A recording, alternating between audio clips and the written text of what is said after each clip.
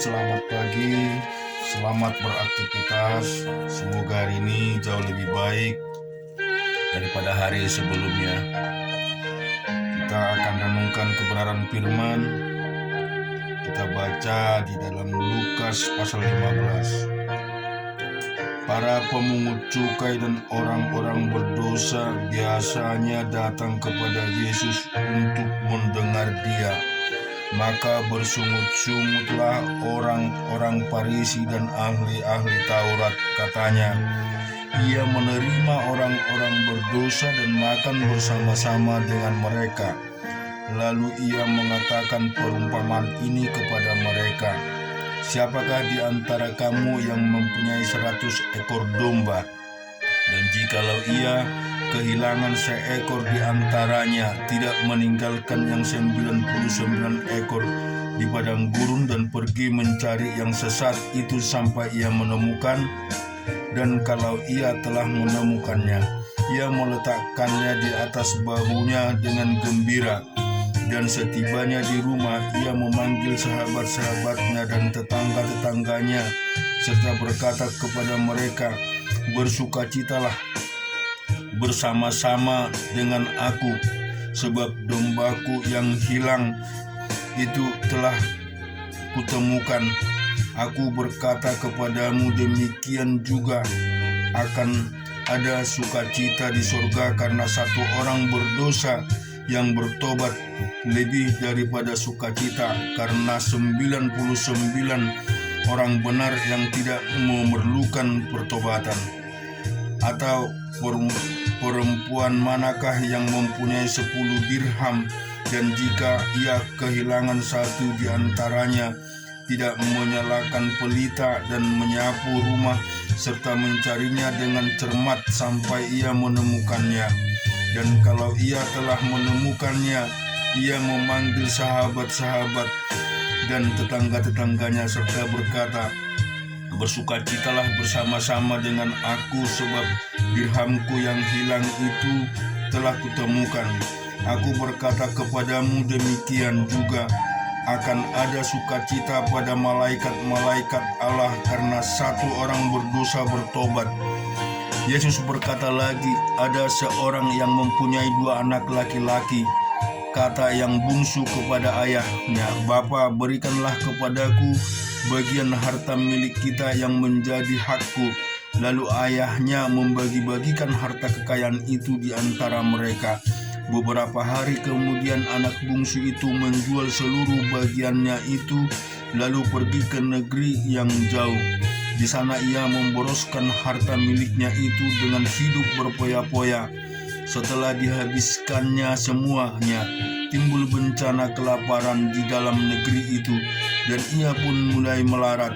Lalu ia pergi dan bekerja pada seorang majikan di negeri itu. Orang itu menyuruhnya ke ladang untuk menjaga babinya. Lalu ia ingin mengisi perutnya dengan ampas yang menjadi makanan babi itu, tetapi tidak seorang pun yang memberikan kepadanya. Lalu ia menyadari keadaannya.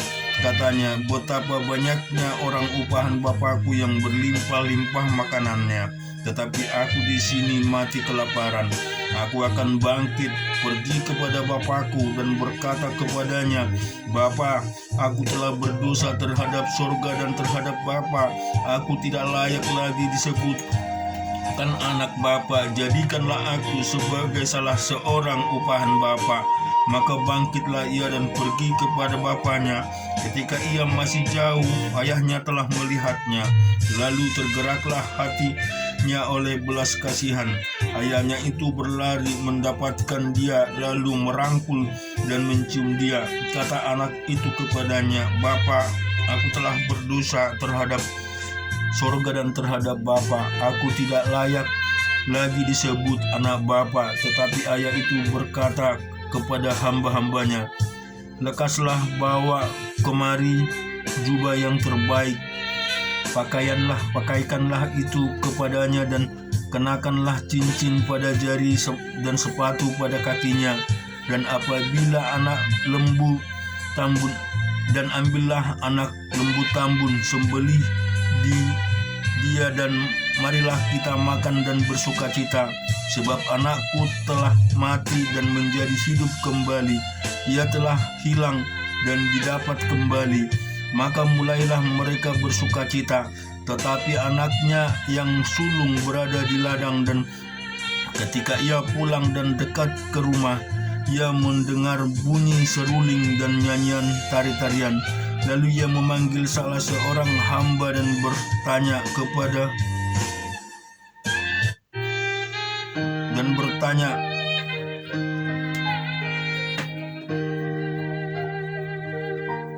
tetapi anak yang sulung berada di ladang, dan ketika ia pulang dan dekat rumahnya, ia mendengar bunyi seruling dan menyanyikan tari-tarian. Lalu ia memanggil salah seorang hamba dan bertanya kepadanya, "Apa artinya semua ini?" Jawab hamba itu, "Adikmu telah kembali dan ayahmu telah menyembelih anak lembu tambun karena ia mendapat kembali dengan sehat."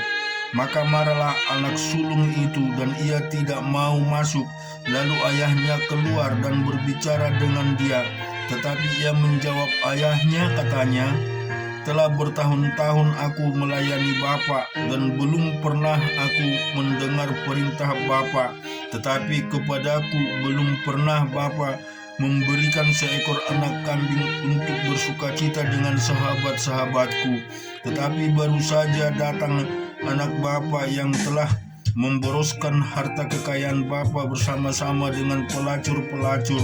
Maka Bapa menyembelih anak lembu tambun itu untuk dia." Kata ayahnya kepadanya, "Anakku, engkau bersama-sama dengan aku, dan segala kepunyaanku adalah kepunyaanmu. Kita patut bersukacita dan bergembira, karena adikmu telah mati dan menjadi hidup kembali. Ia telah hilang dan didapat kembali." Kita juga renungkan firman Tuhan di dalam Mazmur 83. Ya Allah, jangan engkau bungkam, janganlah berdiam diri dan janganlah berpangku tangan, ya Allah. Sebab sesungguhnya musuh-musuhmu ribut, orang-orang yang membenci engkau meninggikan kepala. Mereka mengadakan permufakatan licik melawan umatmu, dan mereka berunding untuk melawan orang-orang kau lindungi. Kata mereka, "Marilah kita lenyapkan mereka sebagai bangsa, sehingga nama Israel tidak diingat lagi." Sungguh mereka telah berunding dengan satu hati. Mereka telah mengadakan perjanjian melawan engkau. Penuhilah kemah-kemah Edom dan orang Ismail, Moab, orang Hagar, Gebal dan Amon dan Amalek, Filistia beserta penduduk Tirus. Juga Asyur telah bergabung dengan mereka menjadi kaki tangan Bani Lot. Perlakukanlah mereka seperti Midian, seperti Seira, seperti Yabin dekat sungai Kison, yang sudah dipunahkan di Endor menjadi pupuk bagi tanah. Buatlah para pemuka mereka seperti Erob dan Jeb, seperti Jebah dan Salmuna, semua pemimpin mereka yang berkata, "Marilah kita menduduki tempat-tempat kediaman Allah." Ya Allahku, buatlah mereka seperti jedak yang berterbangan, seperti jerami yang tertiup angin, seperti api yang membakar hutan, dan seperti nyala api yang menghanguskan gunung-gunung. Kejarlah mereka dengan badaimu, dan kejutkanlah mereka dengan puting beliungmu. Penuhilah muka mereka dengan kehinaan, supaya mereka mencari namamu, ya Tuhan. Biarlah mereka mendapat malu dan terkejut selama-lamanya. Biarlah mereka tersipu dan binasa, supaya mereka tahu bahwa Engkau sajalah yang bernama Tuhan, yang maha tinggi atas seluruh bumi. Di dalam Ulangan 31 ayat 14.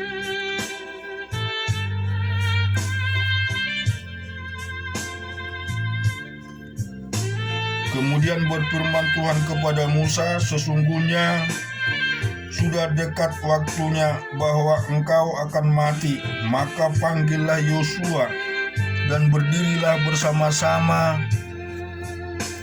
dengan dia dalam kemah pertemuan, supaya aku memberi perintah kepadanya.